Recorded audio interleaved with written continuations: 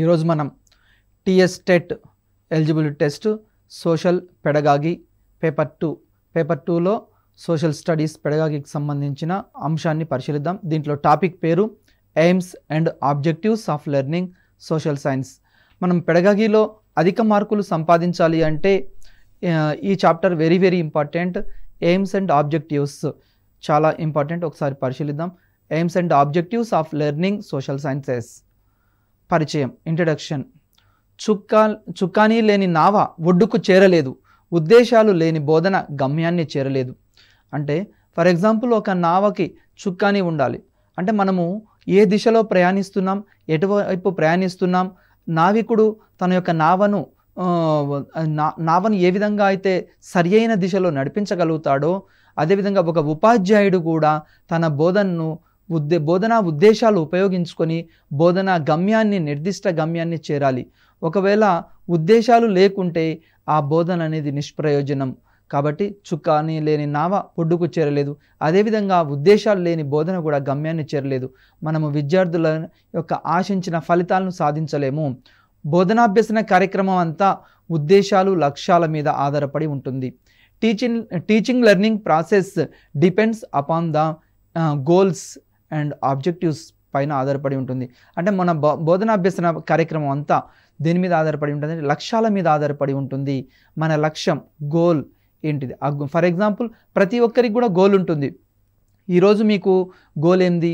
Teacher job సంపాదించాలనే goal ఉంది. మరి ఆ గోల్ని రీచ్ కావడానికి మీరు ఏం చేస్తున్నారు? టెట్ని రాస్తున్నారు. టెట్ రాసిన తర్వాత ఎగ్జామ్లో పాస్ అయ్యి తర్వాత డిఎస్సి రాసి టీచర్ జాబ్ సంపాదిస్తారు.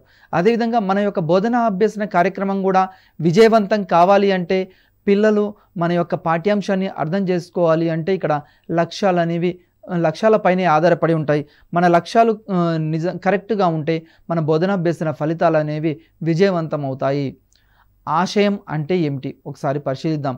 ఆశయం అంటే ఒక పనిని చేపట్టే ముందు తీసుకున్న నిర్ణయం. మనం ఏ పనైనా చేపట్టే ముందు ఏదైతే తీసుకుంటామో, ఫర్ ఎగ్జాంపుల్ మీరు టెట్ రాయాలనుకున్నారు. టెట్ రాయాలనుకున్నప్పుడు ఒక నిర్ణయం తీసుకున్నారు. రోజుకి నేను 10 గంటలు చదవాలి. మరి ఏం బుక్స్ చదవాలి? అకాడమిక్ బుక్స్ చదవాలి. ఈ విధంగా మీ యొక్క ఆశయం చేపట్టే ముందు ఏదైతే నిర్ణయం తీసుకుంటారో, మీరు ఎన్ని గంటలు చదవాలి, తర్వాత ఏ బుక్స్ చదవాలి అని మీకు ఎట్లయితే ఆశయం ఉంటుందో దీనికి కూడా ఆశయం ఉండాలి. తర్వాత ఏ పనికైనా ఒక ఉద్దేశం లేదా ఆశయం ఉంటుంది. మనం ఏ పని చేసినా కానీ ఒక ఉద్దేశము, ఆశయం ఉంటుంది. ఉద్దేశం, ఆశయం లేకుంటే ఆ పని విజయవంతం కాదు. అదేవిధంగా బోధనా ఉద్దేశాలు రెండు రకాలుగా వర్గీకరించవచ్చు. బోధనా ఉద్దేశాన్ని 2 రకాలుగా వర్గీకరించవచ్చు. ఒకటి సాధారణ ఆశయాలు, రెండవది లక్ష్యాలు. ఒకటి సాధారణ ఆశయాలు అంటే ఏందో ఒకసారి పరిశీలిద్దాం. సాధారణ ఆశయాలు, లక్ష్యాలు అంటే very important. Examination point of వ్యూలో ఏమడుగుతాడు అంటే బోధనా ఉద్దేశాలు ఎన్ని రకాలు? చాలాసార్లు ప్రీవియస్ బిట్లో అడిగాడు. ఒకటి సాధారణ ఆశయాలు, రెండోది లక్ష్యాలు. ఉద్దేశాలు, ఆశయాలు, గమ్యాలు, లక్ష్యాలు వీటి గురించి ఒకసారి పరిశీలిద్దాం. ఉద్దేశాలు, ఆశయాలు అండ్ ఎయిమ్స్. ఒకసారి ఇక్కడ ఉద్దేశాల గురించి చూద్దాం. ఉద్దేశాలు, ఆశయాలు అనేవి సాధారణ ప్రకటన రూపంలో ఉన్న పదాలు. మనం చేసే పనులకు రూపాన్ని, దిశను ఇవ్వగలుగుతాయి. మన ఉద్దేశాలు, ఆశయాలు ఏం చేస్తాయి? సాధారణ ప్రకటన రూపంలోనే ఉంటాయి కానీ, స్టేట్మెంట్ రూపంలో ఉంటాయి కానీ, మనం చేసే పనులకు అవి ఒక రూపాన్ని ఇస్తాయి. ఫర్ ఎగ్జాంపుల్ మనం ఏం సాధించుతాము, మన యొక్క ఉద్దేశం ఏంది, మన యొక్క ఆశయం ఏంది, ఇవన్నీ మనం సాధించడానికి. ఎగ్జాంపుల్ ఇక్కడ చూడండి, ప్రజాస్వామ్య విలువలు పెంపొందించే గమ్యాలు. మరి ప్రజాస్వామ్య విలువలు పెంపొందించాలి అంటే మనం ఏం చేయాలి? ఉత్తమ పౌరులుగా రూపొందించబడాలంటే భారత రాజ్యాంగం గురించి తెలుసుకోవాలి. ఉత్తమ పౌరుడిగా తయారు కావాలి అంటే నైతిక విలువలు, నైతిక విలువల గురించి తెలుసుకోవాలి. తర్వాత వ్యక్తుల మధ్య సంబంధాల గురించి తెలుసుకోవాలి. తర్వాత ప్రజాస్వామ్యంలో ఓటు హక్కు ఏ విధంగా వినియోగించుకోవాలి, ఇలాంటి విలువలన్నీ తెలుసుకోవాలి. అంటే సమాజంలో ఉత్తమ పౌరులుగా తీర్చిదిద్దబడాలి అంటే ఇక్కడ డెమోక్రటిక్ వాల్యూస్ తెలుసుకోవాలి, ప్రజాస్వామ్య విలువలు తెలుసుకోవాలి. నెక్స్ట్ గమ్యాలు, గోల్స్. మనకు ఏదైనా ఒక గమ్యం చేరాలి అంటే ఆశయాల్లాగే గమ్యాలు కూడా సాధారణ ప్రకటనలు కావు. ఆశయాల్లాగా గమ్యాలు అనేవి సాధారణ ప్రకటనలు కావు. ఇవి ఆశయాలు చేరడానికి సూచించే స్పష్టమైన ప్రకటనలు, మార్గదర్శకాలుగా ఇవి ఉపయోగపడతాయి. ఆశయాలేమో విశాలంగా ఉంటాయి. గమ్యాలు ఎట్లా ఉంటాయి అంటే ఆ ఆశయాలు చేరడానికి సోపానాలుగా, మెట్లుగా ఉపయోగపడతాయి. ఫర్ ఎగ్జాంపుల్, మీకు టీచర్ జాబ్ సంపాదించాలి అని ఒక ఆశయం ఉంది. మరి ఆ జాబ్ సంపాదించడానికి మీరు ఏం చేస్తున్నారు? టెట్ అనే గమ్యాన్ని ఇక్కడ ఎంచుకున్నారు. అంటే టెట్ని రాస్తారు. టెట్ రాసిన తర్వాత డిఎస్సి రాస్తారు. ఇక్కడ అంటే మనము టీచర్ జాబ్ రావడానికి టెట్ రాసి, డిఎస్సి రాసి, ఆ తర్వాత టీచర్ జాబ్ సంపాదిస్తున్నారు. ఈ విధంగా మీరు ఒక ఆశయాన్ని సాధించడానికి ఇక్కడ గోల్స్, గమ్యాలు అనేవి ఉపయోగపడుతూ ఉంటాయి. అదేవిధంగా లక్ష్యాలు, ఆబ్జెక్టివ్స్. ఇక్కడ లక్ష్యాలు ఉపాధ్యాయులు, విద్యార్థులు, సాధారణ ప్రజలు తమకు తాము ఏమి చేయదలుచుకున్నాము వాటిని తెలిపే స్పష్టమైన ప్రకటనను లక్ష్యాలని పేర్కొంటారు. ఉపాధ్యాయులైనా, విద్యార్థులైనా, సాధారణ ప్రజలైనా ఎవరైనా సరే తాము ఏం చేయదలుచుకున్నాము, తాము భవిష్యత్తులో ఏం చేయదలుచుకున్నాం తెలిపే వాటిని ఇక్కడ లక్ష్యాలు అంటూ ఉంటాము. నెక్స్ట్, ఒక యూనిట్ పఠించిన తర్వాత విద్యార్థిని ఆశించిన నిర్దిష్టమైన ప్రవర్తన రూపంలో చేయబడినది. అంటే ప్రవర్తన రూపంలో ఏ మార్పు వస్తుంది వాటిని ఇక్కడ అధ్యయనం చేస్తాం. అంటే ప్రవర్తన లక్షణాలను ఇక్కడ విలియం అన్నాడు. ఈ డెఫినేషన్ ఎవరు ఇచ్చారంటే విలియం ఇచ్చాడు. విలియం ఏమంటున్నాడు? ఒక యూనిట్ పఠించిన తర్వాత, అంటే ఒక యూనిట్ చదివిన తర్వాత ఆ విద్యార్థి ఆ యూనిట్ ద్వారా ఏమేమి నేర్చుకున్నాడు, అతని యొక్క ప్రవర్తనలో ఏ మార్పు ఉంది. ఫర్ ఎగ్జాంపుల్, మనం ఇక్కడ రాజ్యాంగం అనే పాఠాన్ని విద్యార్థి అధ్యయనం చేశాడు.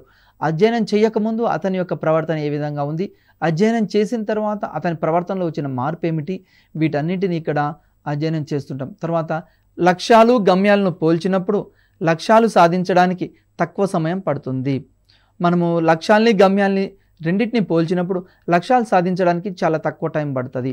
అంటే గమ్యము దూరంగా ఉంటుంది.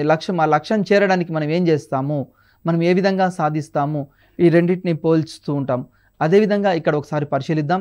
లక్ష్యాలు గమ్యాల కంటే ఎక్కువ స్పష్టత కలిగి ఉంటాయి. ఫర్ ఎగ్జాంపుల్, ఆశయాలు, లక్ష్యాల మధ్య మరి ఏమేమి డిఫరెన్సెస్ ఉన్నాయి, ఆశయాలు అంటే ఏమిటి, లక్ష్యాలు అంటే ఏమిటి ఒకసారి చూద్దాం. ఆశయాలు విద్యలో దిశానిర్దేశం చేస్తాయి. ఎప్పుడైనా సరే ఆశయాలు ఏం చేస్తాయి? విద్యలో దిశానిర్దేశం చేస్తాయి. మనం ఎటు పోవాలి. ఫర్ ఎగ్జాంపుల్, భవిష్యత్తులో ఇంజనీర్ కావాలా, డాక్టర్ కావాలా, లాయర్ కావాలా, టీచర్ కావాలా అనేవి ఇక్కడ ఆశయం ఉంటుంది. మరి లక్ష్యాలు ఆశయాల సాధన దిశగా ఉపయోగపడతాయి. మనము ఇంజనీర్ కావాలి అంటే ఏం చేయాలి, డాక్టర్ కావాలంటే ఏం చేయాలి, టీచర్ కావాలంటే ఏం చేయాలి, వాటిని అంటే ఆశయాలు సాధించడానికి ఇక్కడ లక్ష్యాలు అనేవి ఒక దిశగా మార్గదర్శకంగా ఉపయోగపడతాయి. ఆశయాలు విద్యా విధానం, మార్గదర్శక సూత్రాలు.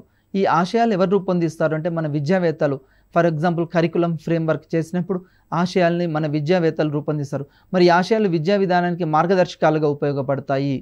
అదేవిధంగా లక్ష్యాలు స్పష్టంగా ఉంటాయి. లక్ష్యాలు మాత్రము స్పష్టంగా ఉంటాయి, చిన్నవిగా ఉంటాయి. ఈ లక్ష్యాలు అనేవి నిర్దిష్టంగా ఉంటాయి. లక్ష్యాలు అనేవి నిర్దిష్టంగా ఉండడం జరుగుతుంది. ఆశయాలు శాశ్వత విలువలు ఉంటాయి. ఆశయాలకు శాశ్వత విలువలు ఉంటాయి. అంటే ఒక విలువ తీసుకుంటే అది శాశ్వతంగా ఉండేది. లక్ష్యాలకేమో తాత్కాలిక విలువలు ఉంటాయి. లక్ష్యాలకి తాత్కాలిక విలువ ఉంటుంది. అంటే మనం ఒక లక్ష్యం సాధించగానే మరి ఒక లక్ష్యం, ఇది టెంపరరీ. ఆశయమేమో పర్మనెంట్. తర్వాత ఆశయాలు విషయాన్ని బట్టి మారవు. ఈ ఆశయాలు అనేవి విషయాన్ని బట్టి, అంటే సైన్సు, సోషలు, ఇంగ్లీషు, తెలుగు ఇట్లా కంటెంట్ చేంజ్ అవుతూ ఉంటాయి, సబ్జెక్టు చేంజ్ అవుతూ ఉంటే ఆశయాలు మారవు. కానీ లక్ష్యాలు ఎట్లా ఉంటాయి అంటే లక్ష్యాలు విషయాన్ని బట్టి మారుతూ ఉంటాయి. ఫర్ ఎగ్జాంపుల్, సైన్స్ చదివేటప్పుడు కొన్ని లక్ష్యాలు ఉంటాయి, సోషల్ చదివేటప్పుడు కొన్ని లక్ష్యాలు ఉంటాయి, తర్వాత మ్యాథ్స్ చేసేటప్పుడు కొన్ని లక్ష్యాలు ఉంటాయి. అంటే ఇక్కడ సబ్జెక్ట్ని బట్టి లక్ష్యాలు అనేవి మారుతూ ఉంటాయి. ఆశయాలు మాత్రం మారవు. ఆశయాలు సబ్జెక్టుని బట్టి మారవు, లక్ష్యాలు సబ్జెక్ట్ని బట్టి మారుతాయి. Very very important bit. చాలాసార్లు ఈ బిట్ ఎగ్జామ్లో అడిగాడు. ఏమంటాడంటే ఆశయాలు విషయాన్ని బట్టి మారతాయా, మారవా అని అడుగుతాడు. మారవు. మరి లక్ష్యాలు విషయాన్ని బట్టి, సబ్జెక్ట్ని బట్టి మారుతూ ఉంటాయి. ఆశయాల పరిధి విశాలంగా ఉంటుంది. Very very important. చాలాసార్లు ప్రీవియస్ బిట్ ఇది. ఆశయాల పరిధి ఎలా ఉంటుంది అని ఇస్తాడు. ఆప్షన్ ఏ తక్కువగా ఉంటుంది, ఆప్షన్ బి సంక్షిప్తంగా ఉంటుంది, ఆప్షన్ సి విశాలంగా ఉంటుంది, ఆప్షన్ డి పైదేది కాదని ఇస్తాడు. మరి ఆశయాల పరిధి ఎట్లా ఉంటుంది అంటే విశాలంగా ఉంటుంది. లక్ష్యాల పరిధి మాత్రము సంక్షిప్తంగా ఉంటుంది. అంటే కొద్దిగా మాత్రమే ఉంటుంది, చిన్నగా ఉంటుంది. దాని యొక్క పరిధి, స్కోప్ అనేది తక్కువగా ఉంటుంది. ఆశయాలు సాధించవచ్చు, సాధించకపోవచ్చు. ఫర్ ఎగ్జాంపుల్, మీకు డాక్టర్ కావాలని ఒక ఆశయం ఉంది, కానీ భవిష్యత్తులో అది సాధించవచ్చు, సాధించకపోవచ్చు. మీరు డాక్టర్ కావచ్చు, డాక్టర్ బదులు ఇంజనీర్ కావచ్చు, డాక్టర్ బదులు టీచర్ కావచ్చు, డాక్టర్ బదులు లాయర్ కావచ్చు. ఆశయాలు అనేవి ఎలా ఉంటాయి అంటే సాధించవచ్చు, సాధించకపోవచ్చు. లక్ష్యాలు మాత్రం తప్పకుండా సాధించాలి. లక్ష్యాలు అట్లా కాదు. లక్ష్యాలు ఫర్ ఎగ్జాంపుల్ మీరు ఇప్పుడు టెట్ కోసం ప్రిపేర్ అవుతున్నారు. మీ లక్ష్యం ఏంది? రోజుకి 10 గంటలు చదవాలి అని మీ లక్ష్యం ఉందనుకోండి. ఈ లక్ష్యం తప్పకుండా సాధిస్తారు, అంటే తప్పకుండా సాధించే విధంగా ఉంటాయి. తర్వాత సాంఘిక శాస్త్ర అభ్యసన ఆశయాలు, ఉద్దేశాలు. మరి సాంఘిక శాస్త్రానికి ఏమేమి ఆశయాలు ఉన్నాయి, ఉద్దేశాలు నేను పరిశీలించినప్పుడు విద్యార్థులు భూత, వర్తమాన, భౌగోళిక, సామాజిక పరిసరాల గురించి తెలుసుకుంటారు.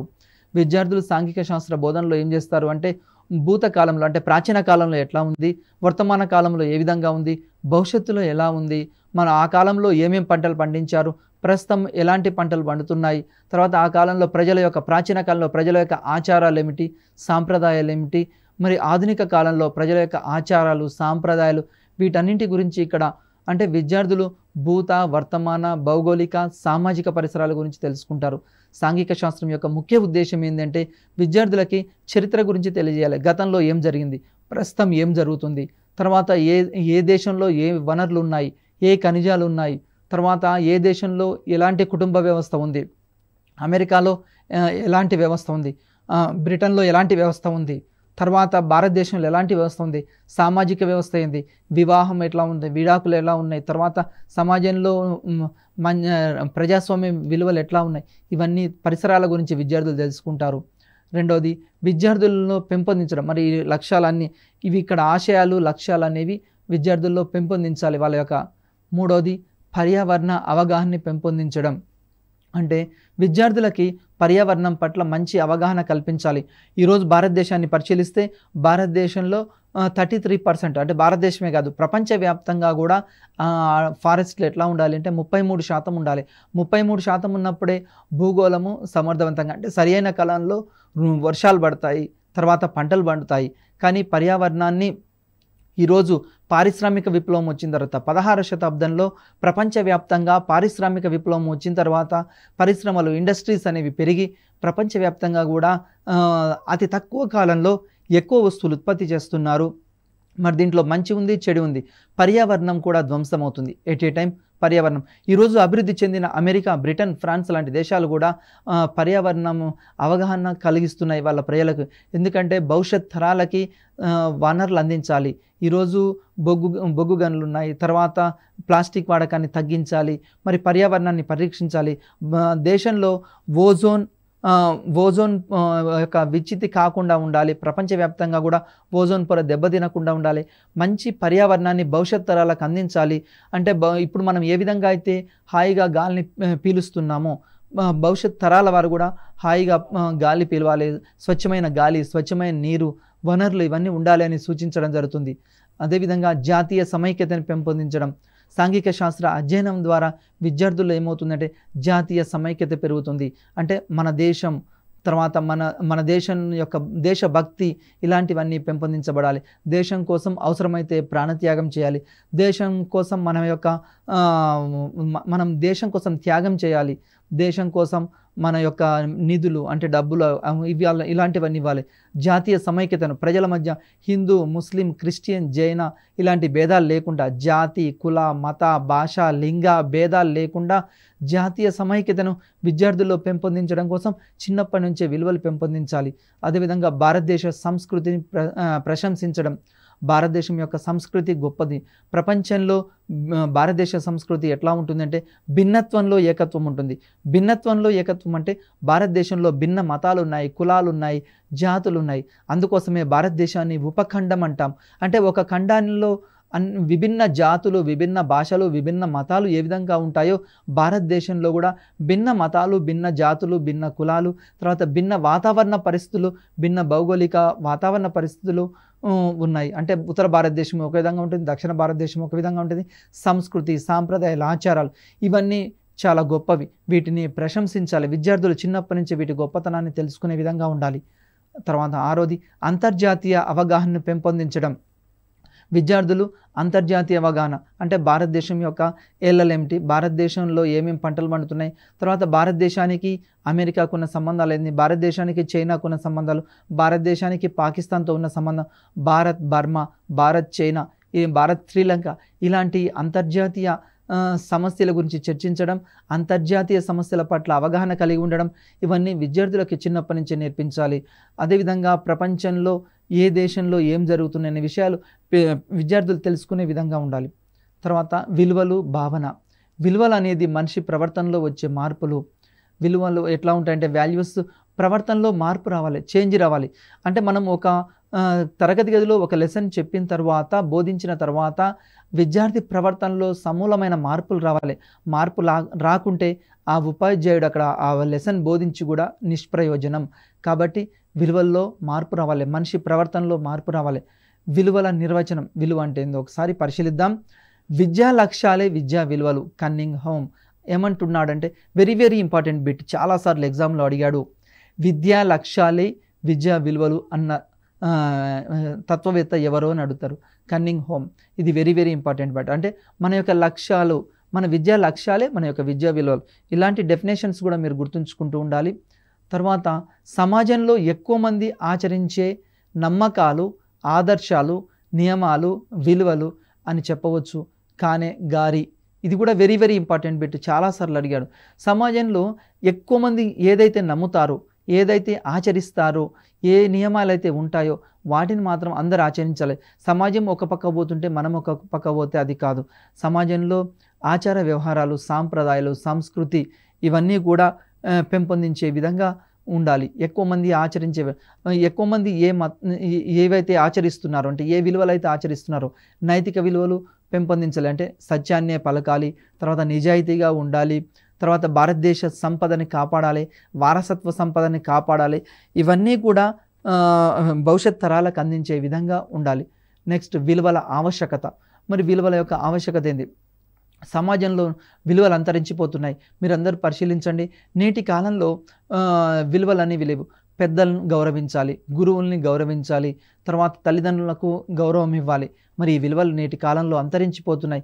ఈ అంతరించిపోతున్న విలువల్ని పరిరక్షించాల్సిన బాధ్యత ఎవరి మీద ఉంది అంటే నేటి సమాజం మీద ఉంది, గురువుల మీద ఉంది, అదేవిధంగా తల్లిదండ్రుల మీద ఉంది, అందరి మీద ఉంది.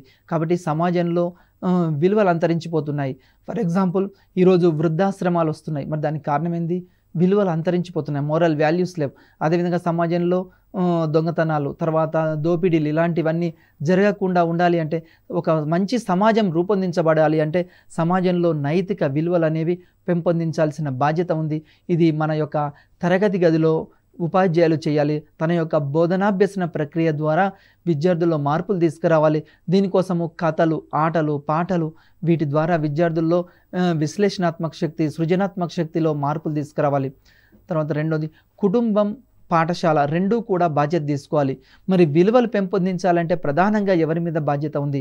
Very very important bit. ఇది చాలాసార్లు అడిగాడు. విలువలు పెంపొందించబడాలి అంటే ఎవరి మీద బాధ్యత ఉంటుంది అంటే కుటుంబం మీద ఆధారపడి ఉంటుంది.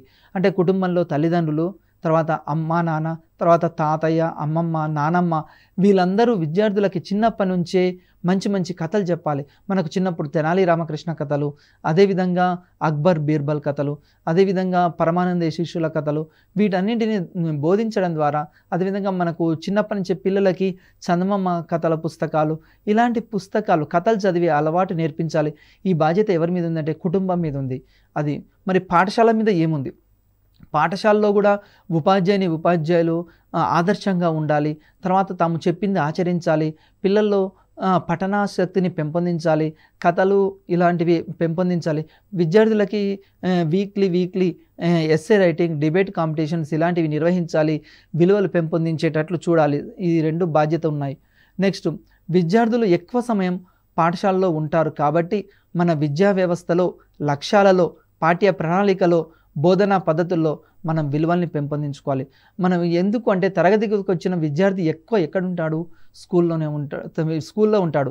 ఫర్ ఎగ్జాంపుల్ ఇంటి దగ్గర తక్కువ టైం ఉంటాడు, ఎక్కువ గడుపుతాడు, పాఠశాలలో గడుపుతాడు. కాబట్టి విద్యార్థులకి పాఠశాలలో ఎక్కువ సమయం ఉంటారు కాబట్టి వాళ్ళకి నైతిక విలువలు పెంపొందించాల్సిన బాధ్యత పాఠశాల మీద ఉంది. ఉత్తమ విలువలు పెంపొందించాల్సిన బాధ్యత పాఠశాల మీద ఉంది, అదేవిధంగా విద్యా లక్ష్యాల మీద ఉంది. మన పాఠ్య ప్రణాళికలు కూడా సత్ప్రవర్తనని పెంపొందించే విధంగా, నైతిక విలువలు పెంపొందించే విధంగా ఉన్నాయి.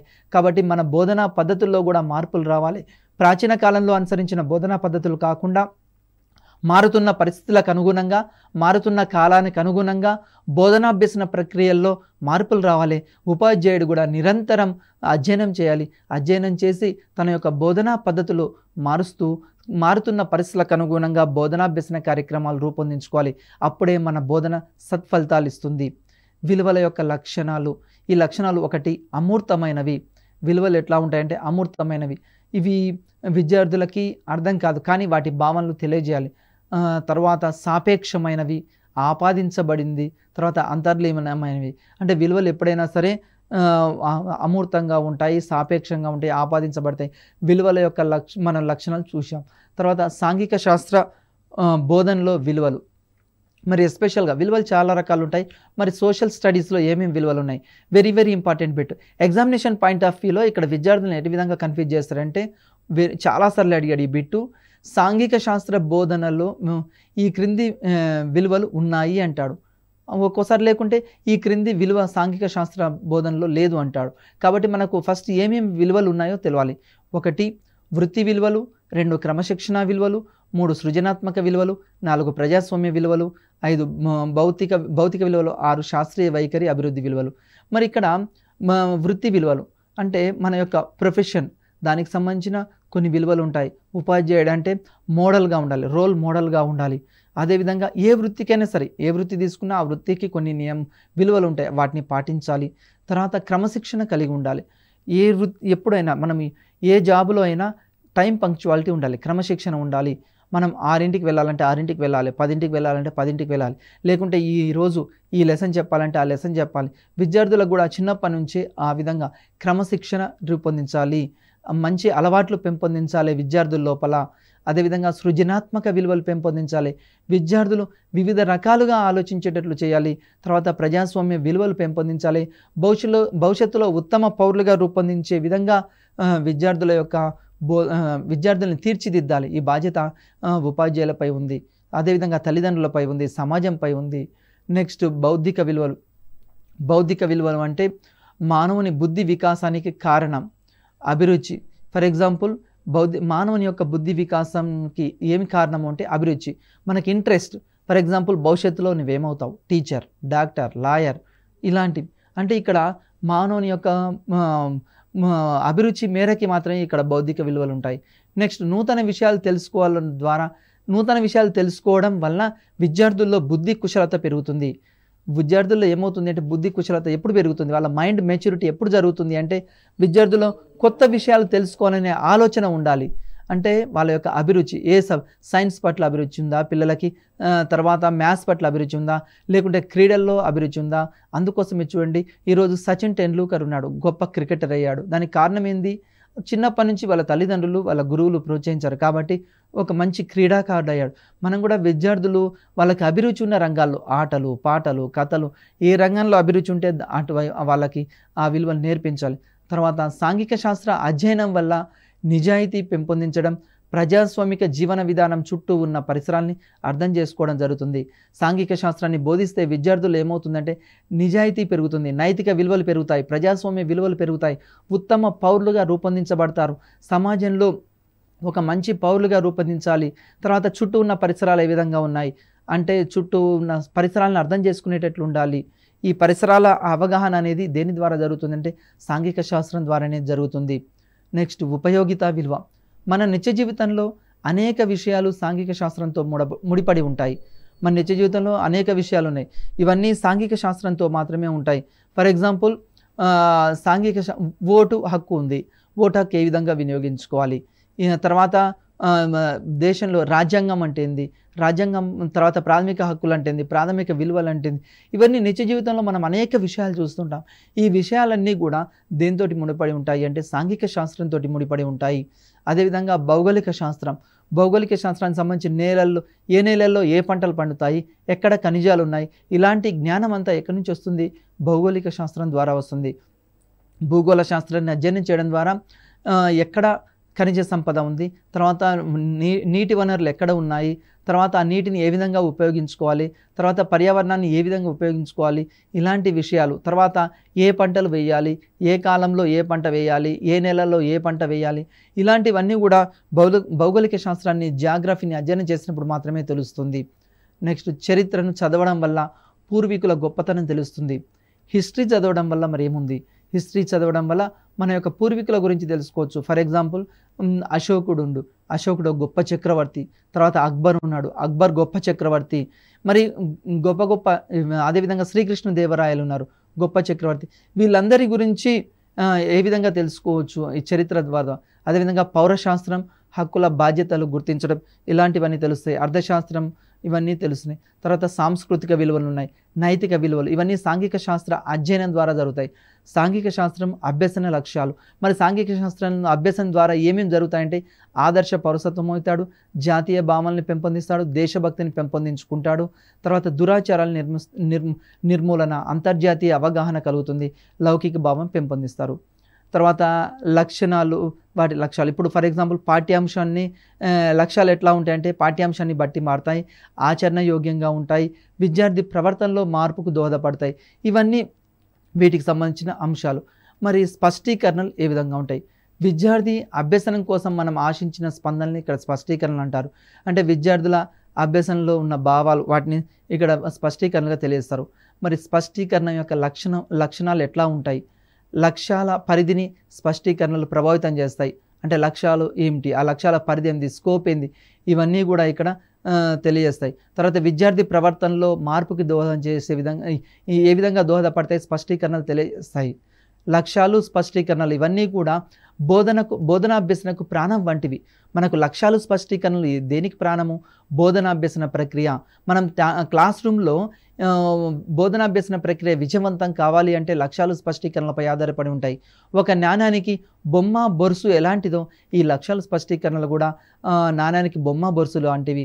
బోధనా లక్ష్యాల వర్గీకరణ మొదటిసారిగా 1948వ సంవత్సరంలో అమెరికాలోని బోస్టన్లో జరిగిన అమెరికన్ సైకాలజికల్ అసోసియేషన్ వారి ఆలోచనల ఆధారంగా లక్ష్యాలని మూడు రంగాలుగా విభజించారు. వెరీ వెరీ ఇంపార్టెంట్ బిట్, చాలాసార్లు అడిగాడు. బోధనా లక్ష్యాల వర్గీకరణ ఎప్పుడు జరిగింది, 1948లో జరిగింది. ఎక్కడ అంటే అమెరికాలో జరగడం జరిగింది. బోధన ఇక్కడ రంగాలు ఎన్ని రంగాలుగా విభజించారు అని అడుగుతాడు. 3 రంగాలు. ఒకటి జ్ఞానాత్మక రంగం, రెండోది భావావేశ రంగం, మూడోది మానసిక చలనాత్మక రంగం. అదేవిధంగా జ్ఞానాత్మక రంగంపై బెంజమిన్ బ్లూమ్స్, తర్వాత భావావేశ రంగంపై డేవిడ్ ఆర్ క్రాత్హోల్, మానసిక చలనాత్మక రంగంపై సింప్సన్, ఇలాంటి వారు కృషి చేయడం జరిగింది. వెరీ వెరీ ఇంపార్టెంట్, ఎందుకంటే ఏ రంగం మీద ఎవరు కృషి చేశారు చదువుకోవాలి. బోధనా లక్ష్యాల వర్గీకరణ. ఫస్ట్ జ్ఞానాత్మక రంగం. ఈ జ్ఞానాత్మక రంగంలో మళ్ళీ భాగాలు ఉన్నాయి, జ్ఞానం, అవగాహన, వినియోగం. Very very important. జ్ఞానాత్మక రంగంలో ఏముంటాయి, జ్ఞానం, అవగాహన, వినియోగం ఉన్నాయి. తర్వాత భావావేశ రంగం. భావావేశ రంగంలో అభిరుచులు, వైఖరులు, ప్రశంస ఉంటాయి. ఇది కూడా వెరీ వెరీ ఇంపార్టెంట్. తర్వాత మానసిక చలనాత్మక రంగం. మానసిక చలనాత్మక రంగంలో నైపుణ్యం, పట నైపుణ్యం, హస్తలాఘవ నైపుణ్యం, పరిశీలన, ఇవి కూడా ఉంటాయి. ఇవి కూడా వెరీ వెరీ ఇంపార్టెంట్. 3 రంగాలుగా ఉంటాయి. వాటి జ్ఞానాత్మక రంగము, రెండోది భావావేశ రంగము, మూడోది మానసిక చలనాత్మక రంగం. Very very important. ఫస్ట్ జ్ఞానాత్మక రంగం గురించి చూద్దాం. జ్ఞానంలో మళ్ళీ 6 లక్షణాలు ఉంటాయి. దీంట్లో ఒకటి గుర్తుంచుకోవడం. జ్ఞానం కిందకి ఏమొస్తాయి అంటే గుర్తుంచుకోవడం. తర్వాత గుర్తుంచుకోవడం అంటే భారతదేశానికి స్వాతంత్రం ఎప్పుడు వచ్చింది, 1947, ఇట్లా గుర్తుంచుకోవడం. అవగాహనను పెంపొందించడం, తర్వాత అన్వయించడం, విశ్లేషించడం, మూల్యాంకనం చేయడం, సృష్టించడం, ఇవన్నీ జ్ఞానాత్మక రంగంలో వస్తాయి. అదేవిధంగా జ్ఞానం అంటే గుర్తుకు తెచ్చుకోవడం, అంటే రీకాల్ చేయడం. ఫర్ ఎగ్జాంపుల్ తేదీల పేర్లు, తర్వాత ఏ యుద్ధం ఎప్పుడు జరిగింది, భావనలు ఏంది, సిద్ధాంతాలు ఇవన్నీ గుర్తించుకోవాలి. స్పష్టీకరణలు జ్ఞప్తికి తెచ్చుకోవడానికి స్పష్టీకరణ ఇక్కడ చూద్దాం. ఉదాహరణకు ప్లాసీ యుద్ధం ఎప్పుడు జరిగింది. రెండవది గుర్తించడం. విద్యార్థుల్లో సాంఘిక శాస్త్రానికి సంబంధించిన పదాలు గుర్తించడం, నిర్వచనాలు గుర్తించడం, ఇవన్నీ గుర్తించడం కిందికి వస్తాయి. Very very important. జ్ఞానంలో జ్ఞప్తి తెచ్చుకోవడము, గుర్తించడం, ఈ 2 వెరీ వెరీ ఇంపార్టెంట్. తర్వాత అవగాహన పెంపొందించడం. అవగాహన పెంపొందించడంలో అవగాహనకు సోపానం మళ్ళీ ఏంటిది, జ్ఞానమే. అవగాహనకు సోపానం జ్ఞానం. దీని స్పష్టీకరణలు. సామర్థ్యాలను కలిగి బోధనా లక్ష్యాలు, వాటిని పరిరక్షించడం, మూల్యాంకనం యొక్క లక్షణం. తర్వాత వివరించడం. వివరించడం అంటే విద్యార్థులు పాఠ్యాంశానికి సంబంధించిన భావనలు, సూత్రాలు, సిద్ధాంతాలు వివరిస్తారు. ఫర్ ఎగ్జాంపుల్ ఒక పాఠ్యాంశానికి సంబంధించిన ఏమేమి భావనలు ఉన్నాయి దాంట్లో. ఎగ్జాంపుల్ క్షీణోపాంత ప్రయోజన సిద్ధాంతం ఉంది. ఈ క్షీణోపాంత ప్రయోజన సిద్ధాంతం గురించి ఆ భావనలు తర్వాత ఇంకా చరానుపాత సూత్రం ఉంటాయి. ఇలాంటి భావనలు, సూత్రాలు ఇవన్నీ కూడా వివరించడం కిందికి వస్తుంది. తర్వాత వినియోగం అంటే అప్లికేషన్. విద్యార్థి పొందిన జ్ఞానాన్ని తన నిత్య జీవితంలో ఉపయోగించుకోవాలి. ఫర్ ఎగ్జాంపుల్ తరగతి గదిలో ఒక నేర్చుకున్నాడు, జనాభా అనే లెసన్ చెప్పాం. అధిక జనాభా వల్ల కలిగే సమస్యలు ఏంది, మన భారతదేశం ఎదుర్కొంటున్న సమస్య ఏంది, ఇలాంటివన్నీ కూడా వినియోగంలో అంటే తరగతి గదిలో ఏ పాఠ్యాంశాన్ని అయితే బోధించామో విద్యార్థి నిజ జీవితంలో దాన్ని వినియోగించుకునే విధంగా ఉండాలి. స్పష్టీకరణలు విచక్షణ చేస్తారు, దోషాలు కనుక్కుంటారు, వర్గీకరిస్తారు, పోలికలు, భేదాలు, సంబంధాలని గుర్తిస్తారు, ఉదాహరణలు ఇస్తారు. Very very important. లక్ష్యాలు, స్పష్టీకరణలు మీరు గుర్తుంచుకోవాలి. ఎగ్జామినేషన్ పాయింట్ ఆఫ్ వ్యూలో వీటిని ఎక్కువగా అడుగుతుంటారు. విచక్షణ చేయడం అంటే ఏంటంటే ప్రజాస్వామ్య ప్రభుత్వానికి తర్వాత సామ్యవాద ప్రభుత్వానికి ఉన్న ఇక్కడ విచక్షణ, దానికి ఉన్న గుర్తిస్తుంటాడు. అదేవిధంగా దోషాలు కనుక్కోవడం అంటే మనం ఏదైనా ఒక లెసన్ చెప్పిన తర్వాత ఆ లెసన్కి సంబంధించి ఏమున్నాయి కనుక్కుంటారు. వర్గీకరిస్తారు అంటే ఇక్కడ గవర్నర్ అధికారాలు ఏమిటి, గవర్నర్ యొక్క ముఖ్యమంత్రి అధికారాలు, ఈ రెండింటి మధ్య క్లాసిఫికేషన్, వర్గీకరణ. పోలికలు, భేదాలు. తర్వాత ప్రజాస్వామ్య ప్రభుత్వానికి అధ్యక్ష ప్రభుత్వానికి ఉన్న పోలికలు ఏమిటి, భేదాలు ఏంటి, పార్లమెంటరీ తరహా ప్రభుత్వానికి అధ్యక్ష తరహా ప్రభుత్వానికి ఉన్న భేదాలు, పోలికలు, ఇలాంటివి. సంబంధాలు గుర్తించడం అంటే వాళ్ళ మధ్య ఉన్న సంబంధం ఏంది. ఫర్ ఎగ్జాంపుల్ ప్రజాస్వామ్య ప్రభుత్వానికి తర్వాత పార్లమెంటరీ తరహా ప్రభుత్వానికి అధ్యక్ష తరహా ప్రభుత్వానికి తర్వాత వివిధ రకాల ప్రభుత్వాల మధ్య సంబంధాలు గుర్తిస్తాడు, ఉదాహరణలు ఇస్తారు. మనం ఏదైనా ఒక క్లాస్ రూమ్లో తరగతిలో బోధన చేసిన తర్వాత విద్యార్థి సొంతంగా ఎగ్జాంపుల్స్ ఇస్తుంటాడు. స్పష్టీకరణలు సమస్యను విశ్లేషించి కీలక అంశాలను గుర్తిస్తారు, ఫలితాలని ఊహిస్తారు, జరగబోయే ఫలితాలను చెప్తూ ఉంటారు. తర్వాత నూతన పరిశీలన చేస్తారు, ఒకదానితోటి మరొకటి ఇక్కడ పరిష్కారానికి సంబంధం ఇస్తాడు. ఈ విధంగా లక్ష్యాలు, స్పష్టీకరణలు మనం గుర్తుంచుకోవాలి. జ్ఞానాత్మక రంగంలో ఏమున్నాయి, భావావేశ రంగంలో ఏమున్నాయి, మానసిక చలనాత్మక రంగంలో ఏమున్నాయి అనేది గుర్తుంచుకోవాలి. భావావేశ రంగంలో ఏముంటాయంటే అభిరుచి, తరగతి నాయకుడిగా ఉండడానికి ఆసక్తి ఉంటుంది. భావావేశ రంగంలో ప్రధానంగా అభిరుచి ఉంటుంది, ఇంట్రెస్ట్. విద్యార్థికి ఏ అంశం పట్ల అభిరుచి ఉంది. ఫర్ ఎగ్జాంపుల్ అతనికి ఆటలంటే ఇష్టమా, పాటలంటే ఇష్టమా, దేంట్లో ఇష్టం, ఇది భావావేశ రంగంలో. దీని కింద స్పష్టీకరణ జ్ఞానాన్వేషణ, వివిధ సామాజిక కార్యక్రమాల్లో పాల్గొనడం.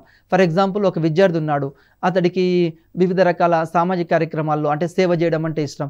తరగతి గది అయిపోయిన తర్వాత బయటికి వెళ్ళి విద్యార్థి ఏం చేస్తారంటే తనకి ఇష్టమైన చెట్లు పెట్టడము, మొక్కలు నాటడము, ఇలాంటివన్నీ చేస్తుంటారు.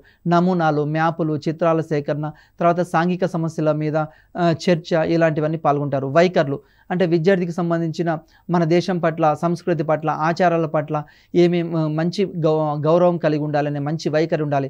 అదేవిధంగా దేశభక్తిని కలిగి ఉంచాలి, తర్వాత చట్టాలని గౌరవించాలి, అభినందన చేయాలి, ఇవన్నీ కూడా. మూడోది మానసిక చలనాత్మక రంగం.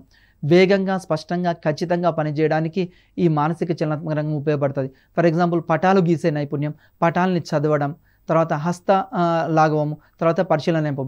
మనం దీంట్లో ఏమేమి ఈ లెసన్లో కొన్ని ఇంపార్టెంట్ బిట్స్ ఒక్కసారి చూద్దాం. విద్యార్థి చేరుకోవాల్సిన గమ్యం చేరడానికి దోహదపడేది ఏది?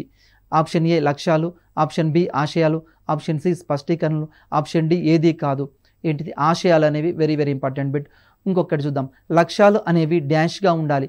ఆప్షన్ ఏ ఆచరణీయంగా, ఆప్షన్ బి ఆమోదయోగ్యంగా, ఆప్షన్ సి సాధించగలిగే విధంగా, ఆప్షన్ డి పైవన్నీ. బోధనా లక్ష్యాల వర్గీకరణ మొదటిసారిగా ఎప్పుడు జరిగింది? 1946 option A, option B 1947, option C 1948, option D 1949.